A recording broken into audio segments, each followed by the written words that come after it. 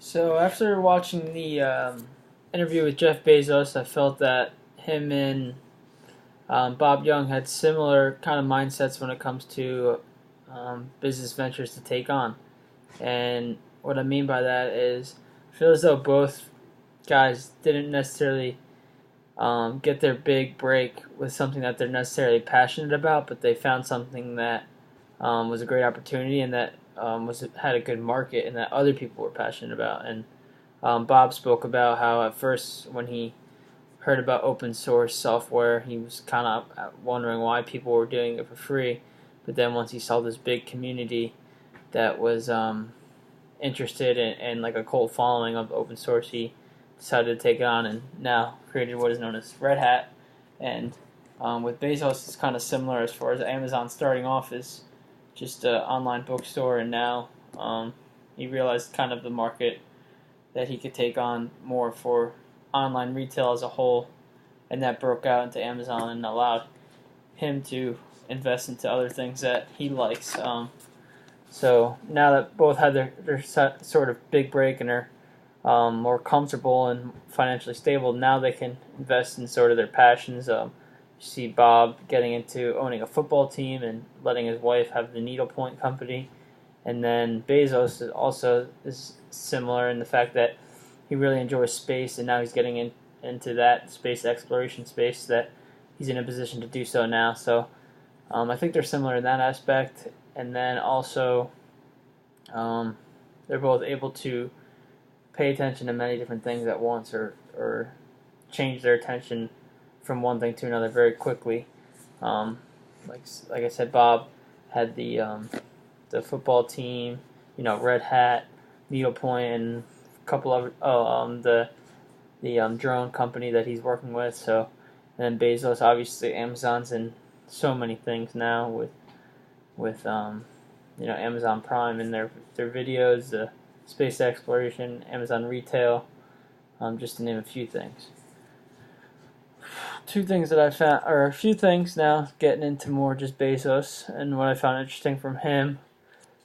Kind of just talking about the future of AI and what it can do. I mean, it could take over so much of what is done by humans now, for sure, which is kind of scary to me. But I think one interesting point that he made is how humans and computers learn differently, and how computers may be able to do things more efficiently than humans, but it will take maybe a lot longer for them to learn it. When you take the example of humans driving versus cars or computers driving, that computers have to have so much experience before we can trust them to drive, where humans can pick up the skill relatively quickly.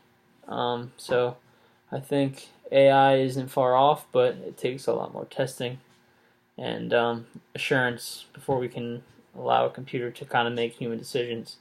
But it is very interesting to see how AI and that interface will expand, and also how he says that although like voice interface and AI with that is very intriguing, humans still want to use their other senses, and I kind of agree with him. Like, I don't think at any point we'll just kind of have a speaker in our house that will do everything for us. We still want to be able to see that going on, the interaction with AI. We want to see that interaction or be able to touch it, control it a little bit more with our other senses. So I think not it won't change drastically. It will kind of be a supplement onto our current interfaces.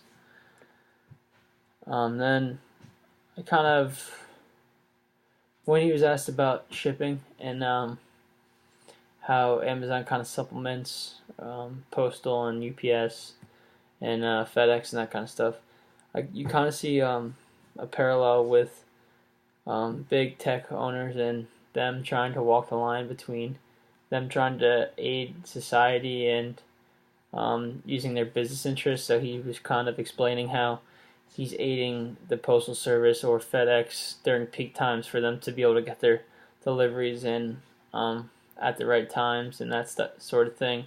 And my question is, he obviously has bias and a certain business interest, and if he's able to take over more of the shipping side of things, also he will have a huge stronghold on the online retail market, controlling shipping, retail, and kind of be able to corner the market there. So I kind of question his interest as far as him wanting to be able to help out these shipping companies as far as when it comes to Amazon doing the final leg of the shipping. So another thing is moving into like brick and mortar stores, how Amazon is now creating again bookstores, which they kind of took away from bookstores, and I find it interesting that many people saw online retail taking away from the shopping experience, the physical shopping experience, but now we see it kind of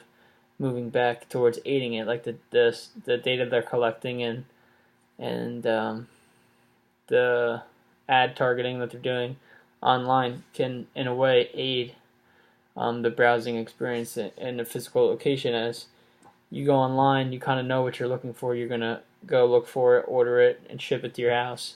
But shopping can be looked at more as an activity, and maybe not necessarily putting exactly what the customer wants to see in front of them in a physical location, but creating an environment that has great selections, but something that the customer might not always look to buy. So I found that interesting how we thought as online